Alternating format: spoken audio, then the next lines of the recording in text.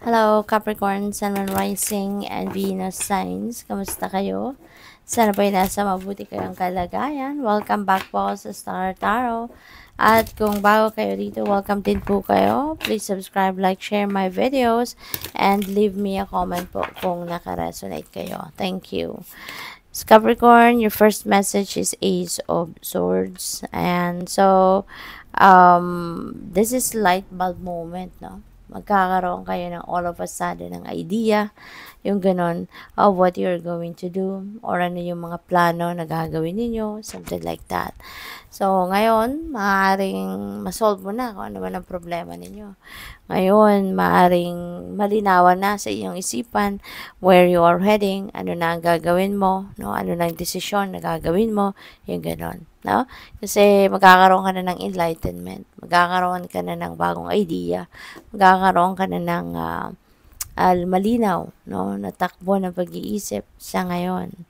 We have Queen of Swords. Ayan. So, dito din sa Queen of Swords, ano ito kalinawan din ito, clarity din ito, no, sa inyong isip, no. Ngayon, may isip mo na, teka lang, 'di ba? Parang naguguluhan nga, 'di ba? Naguguluhan ang iyong isipan, naguguluhan ang damdamin ninyo, kumbaga, no. Pwede kasi na may conflict din, no, yung isip at ang damdamin ninyo, kung ano na yung dapat ninyong gawin, ano na yung dapat ninyong i-prioritize, something like that. Kaya, maaari na sa ngayon, gagawin mo, you're going to declutter yourself, you're going to declutter your life, 'di ba? Para na matanggal, no? Alam mo, aware ka sa sarili mo na kailangan mong mag-release ng negativity, no? Para na magkaroon kayo ng clear direction. So, ngayon, maaari maglilinis ka, no? Maybe you're going to declutter your thoughts, your feelings, your emotions, yung energy field ninyo, o pwedeng gagawa kayo rito ng mga bagay na, alam mo yun, tatanggalin mo yung mga nagpapa-stress sa'yo. Diba? Maaaring tatanggalin mo yung kalat, diba? Sa physical space ninyo, magtatanggal ka ng kalat, magtatanggal ka ng kung ano man ang hindi kailangan, diba? Yung nagpapasikip na lang ng paningin mo, yung ganon. So, what else? We have Hierophant. Maybe you are going to talk to someone, no? Maybe you're going to reach out to, kunyari, mga spiritual guide, spiritual counselor, no? Mga ganon. Mentor, mga ganyan, ano? Because maybe you need some advice, no? At maaari na related yan dito sa Ace of Swords, no? Na sitwasyon, kasi maaring, alam mo yun, na ano kayo, na naguguluhan, 'di ba?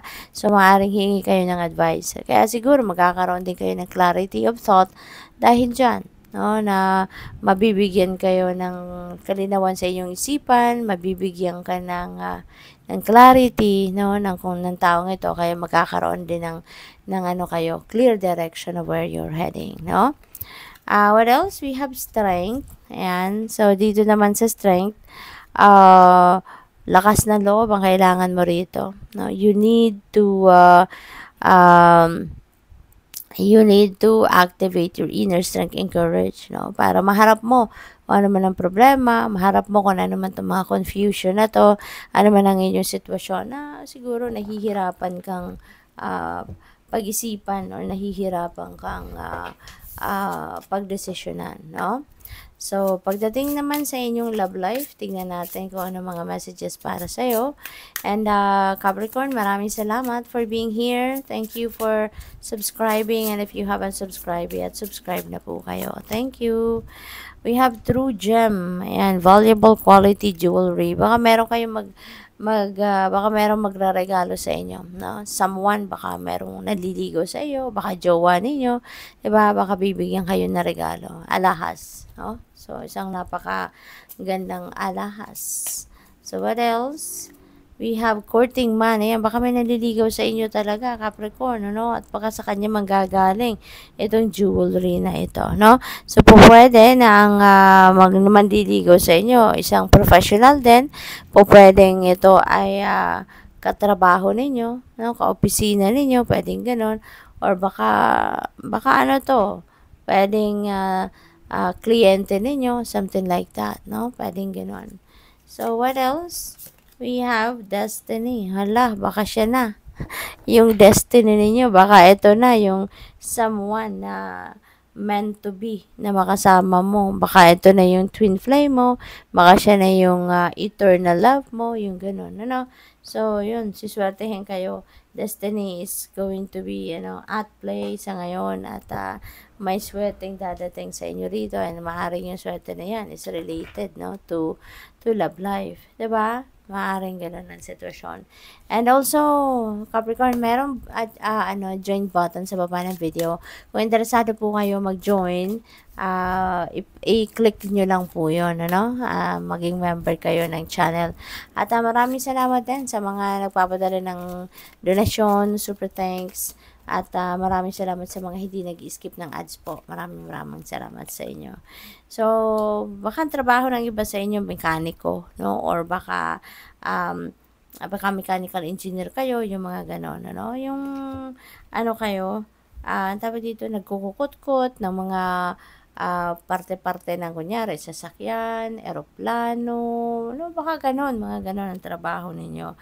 Sabi dito, mend what needs mending, it might be broken, but all is not lost.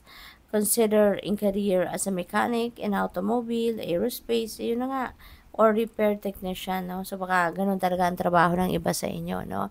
Nag-aayos, nagre-repair kayo, no? Na pwedeng eroplano, sasakyan, 'di ba? Or kahit anumang klaseng, vehicle, no? So, baka nakalinya kayo doon, or para nito, paalala din ito. So, since this is a message naman, itong cards na to, message for your money, career, and finances. So, baka meron kayong kailangang ayusin. So, baka kailangan ninyo na matutong mag-budget, baka kailangan ninyo na matutunan ninyong gumastos na within your means, or matutong gumastos ng kung ano lang yung kailangan. Yung mga ganun ba, no? So, baka yun ang mga kailangan ninyong ayusin, no? Yung inyong financial situation. Baka meron kayong problema, hardship sa pinagdadaanan dyan. Kaya, ayun, baka yun ang kailangan ninyong pagbigyan ng oras, panahon at attention sa ngayon. We have growth. Expect good money flow, a raise or a new job. Wow, so napakaganda, no? Siswertehin kayo pagdating sa sa trabaho. Mayroong paparating na pera, so maaring financial reward ito para sa inyo for the job well done, or baka magkakaroon kayo ng pay raise, or baka may new job offer sa inyo, pwedeng pinapirate kayo ng ibang kumpanya, or baka yung new job offer na to could be promotion, no, para sa iyo. Kaya maganda, no, maganda ang ninyo, takbo ng inyong karera. We have unfulfilled, no, but for some of you, baka mayroong nararamdamang hindi na maganda yung trabaho ninyo, hindi na maganda yung kalagayan ninyo sa trabaho. Pwede rin, na kaya siguro kayo ino-offeran dito ng pay raise, or ino-offeran kayo ng promotion, ng bagong posisyon, kasi baka napapansin ng boss ninyo, ng manager ninyo, na parang hindi kayo masaya na sa ginagawa ninyo, 'di ba? So, baka nararamdaman nila na parang gusto mo na sigurong umalis.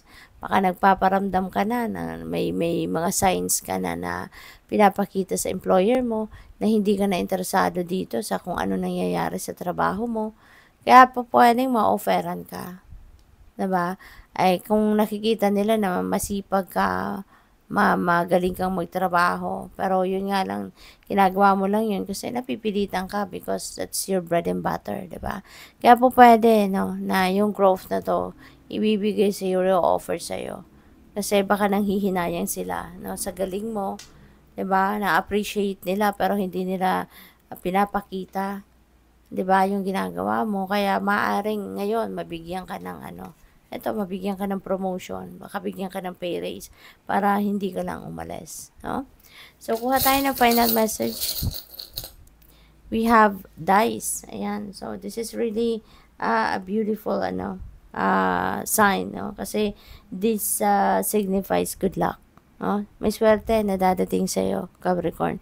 Siswertehin ka.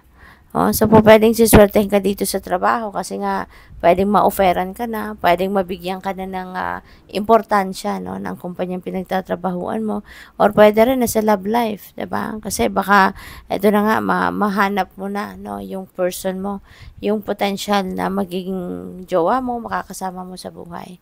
Kaya good luck sa iyo. Thank you for watching. Love and light. Namaste.